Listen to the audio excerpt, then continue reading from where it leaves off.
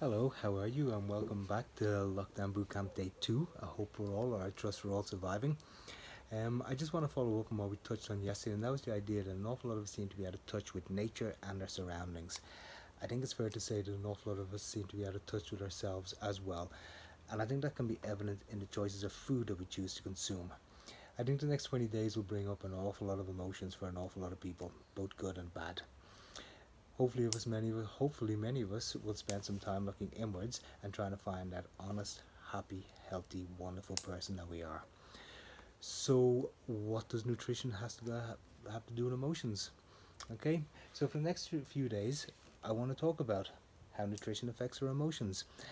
And the emotions that I guess that have been brought up most recently have been fear, have been grief, have been anger, and have been hope. I think I hope an awful lot for the planet itself more than ourselves, but that's a good thing, I guess. Okay, this may not be for everybody, but if you are willing to accept the idea that we are more than just a physical body, that we are a spiritual, mental, and emotional body too, I think we can work very, very well together.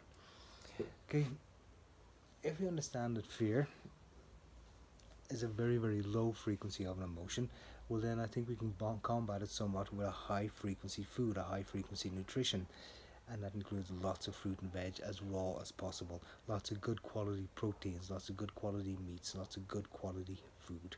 Okay, certain foods always kind of like bring up or trigger certain emotions, like you can say chocolate and oysters and you immediately think of Valentine's Day and love. So I think it's fairly obvious or evident that nutrition will play a huge part in emotional well-being. Okay, unfortunately we seem to be moving towards the idea that food is just purely physical, and it's not. So let's get our food right for our emotions, for our mental well-being, our spiritual well-being, and our physical well-being will follow.